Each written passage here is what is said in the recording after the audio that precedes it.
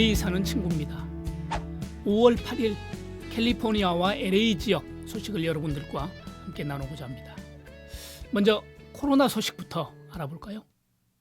세계적으로 코로나 확진자가 391만 6천 명, 사망자가 27만 1,800명 나왔고요. 하루 사이에 확진자가 3만 4,600명, 사망자가 1,170명 발생했습니다. 미국은 감염자가 129만 5천 명, 사망자는 7만 7천 명이 되었고요. 하루 사이에 확진자가 2만 9천 명이 늘었고 사망으로 2,100명이 사망을 했네요. 캘리포니아 확진자는 6만 2,400명이고요. 사망자는 2,500명입니다. LA 카운티는 확진자가 2만 9,500명, 사망자가 1,400명입니다. 오렌지 카운티는 확진자 3,090명, 사망자는 66명입니다. 주요 주별로 코로나 소식도 한번 알아보도록 하겠습니다. 한인들이 많이 살고 있는 지역을 중심으로 한번 알아보겠습니다. 뉴욕주 확진자가 33만 7천 명이고요. 사망자는 2만 6,300명입니다. 시카고가 있는 일리노이주는 확진자가 7만 명이고요. 사망자는 3천 명입니다. 애틀란타가 있는 조지아주는 확진자가 3만 1,600명, 사망자가 1,350명입니다. 시애틀이 있는 워싱턴주는 확진자가 16,900명, 사망자가 904명입니다. 그래서 미국에 살고 있는 우리 한인들이 가장 많이 살고 있는 지역은 역시 캘리포니아, LA, 오렌지 카운티 이쪽 지역이고요. 그 다음으로 많은 지역이 뉴욕하고 뉴저지. 뉴욕과 뉴저지는 일일 생활권이라고 할 수 있죠. 그래서 같이 포함해서 한번 보도록 하고요. 그 다음으로 시카고, 애틀란타, 시애틀 이런 순으로 한인들이 많이 살고 있습니다. 자, 제가 살고 있는 캘리포니아 주요 카운티와 도시도 한번 알아보겠습니다.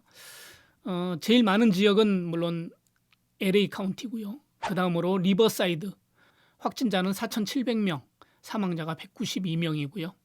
샌디에고는 확진자 4,400명, 사망자가 165명. 샌프란시스코는 확진자가 1,800명, 사망자는 32명입니다. 시 중에서는 단연 LA시가 가장 많고요. 확진자가 14,253명이나 됩니다. 롱비치시는 확진자가 791명, 파사데라시는 501명, 코리아타운은 확진자가 168명 정도 나타난 걸로 보고가 되고 있습니다. 오렌지 카운티 쪽에서 가장 많은 시는 애너하임으로 확진자가 457명입니다. 헌팅턴 비치 확진자 240명이고요. 한인들이 많이 살고 있는 플러턴 113명이 확진인 걸로 보고가 되고 있고 부에나팍 101명, 얼바인은 139명으로 나타나고 있습니다. 지난 5월 1일에 하루에 3만 9천 명으로 이제 코로나 확진자가 정점을 찍은 이후로 최근 2, 3일 동안 한 2,400에서 2,500명 그 정도의 선을 유지하다가 어제 하루 사이에 2만 9천 명으로 확진자가 확 늘었습니다. 우리가 주목해봐야 될 점이 아닌가 이런 생각을 해봅니다. 최근에 개빈 뉴섬 주지사라든지 LA 시장이라든지 이런 분들이 여러 가지 완화 조치들을 발표하고 이런 일들이 있었죠. 그로부터 어제 2만 9천 명이 늘었다는 것은 시사한 바가 좀 있다고 생각합니다. 개빈 뉴섬 캘리포니아 주지사가 코로나가 장기화됨에 따라 경제 재개를 위해 이동 제한령을 일부 완화한 가운데 오늘부터 일부 경제 활동이 재가동됩니다. 서점이라든지 운동용품점 이렇게 픽업을 할 수 있는 이런 마켓 중심으로 해서 활동이 재개가 됐는데요. 이에 대해서 LA 타임즈에는 제2의 코로나 물결이 우려된다는 그런 보도를 했습니다. 캘리포니아 확진자를 보면 그중에 반 정도가 LA 카운티에서 발생했고요.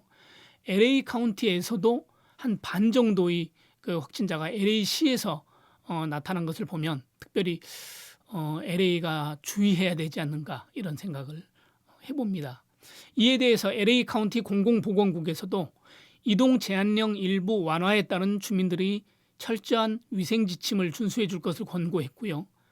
공공보건국 바바라 페러 국장은 이동 제한령 완화 단계에 돌입한다는 것이 코로나19의 확산세가 주춤하고 있다는 것을 의미하지는 않는다고 강조했습니다.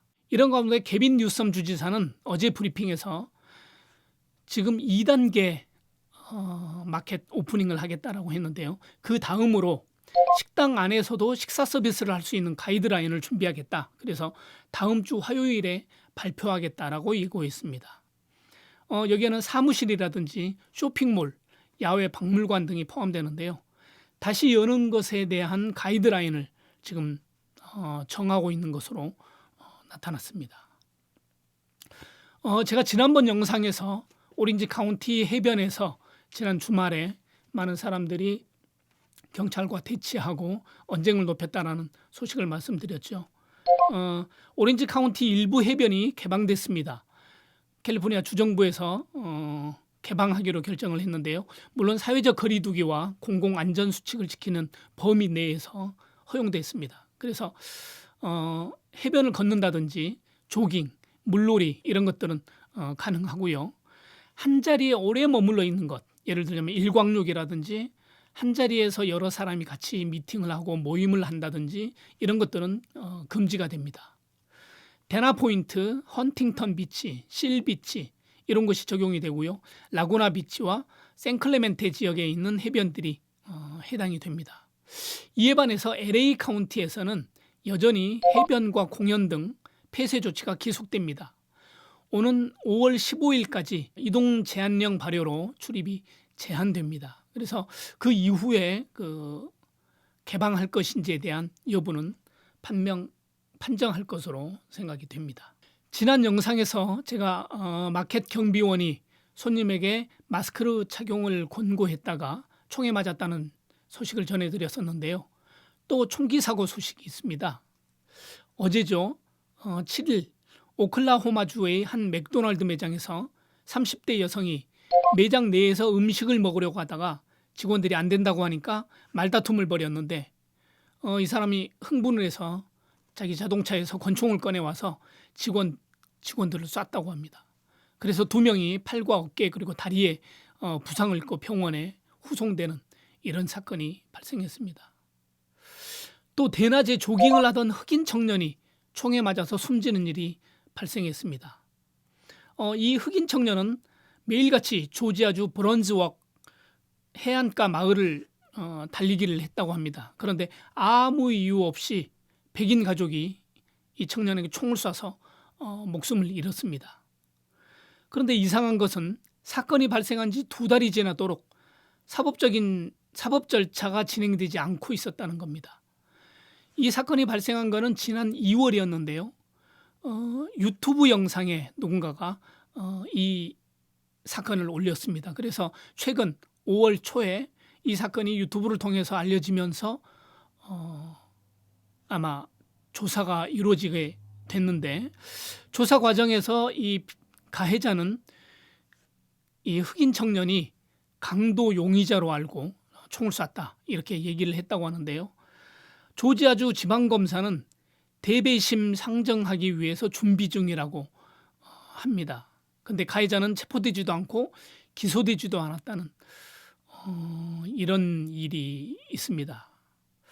결과를 우리가 지켜봐야 알겠지만 어쨌든 미국 사회에서 흑인이라는 이유로 백인들에게 많은 어려움을 겪는 이런 일들이 우리는 심심찮게 볼 수 있습니다. 그래서 참 안타깝습니다. 우리 이번 코로나 사태로 인해서 동양인들, 한국인들, 중국인들이 차별 대우받고 있다라는 소식들을 여러분 들으셨죠? 이런 것들이 미국 사회에서 일어나고 있다는 것이 조금은 안타깝게 들립니다. 또 하나 소식은요.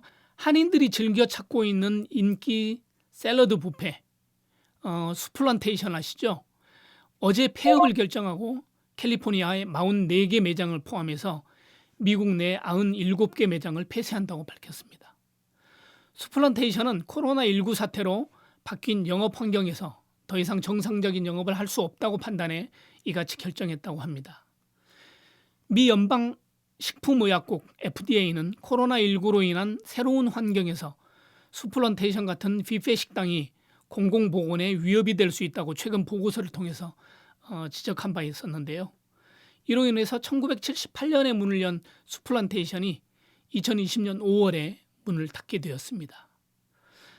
이에 따라서 4,400여 명의 직원들이 일자리를 잃게 되는 아픔을 겪게 되었습니다.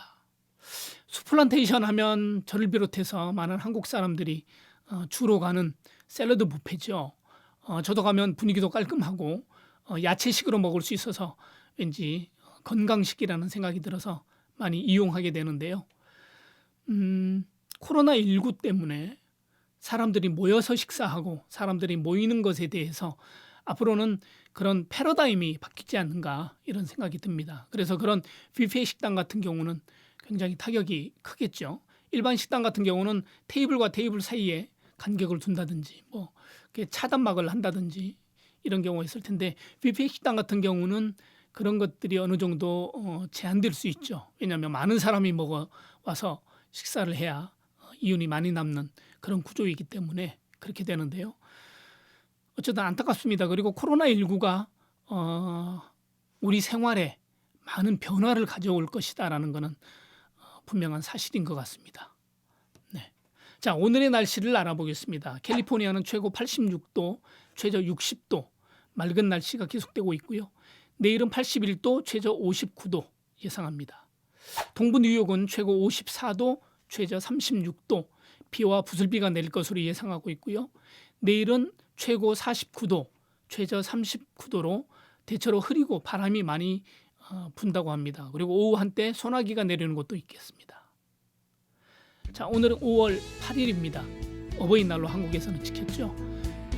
여러분들이 가정에 부모님들이 계시면 전화하고 연락해서 서로 안부를 전하고 코로나19에 건강에 잘 계시는지 소식 나누면 좋겠습니다. 자, 저는 다음에 또 뵙겠습니다. 감사합니다.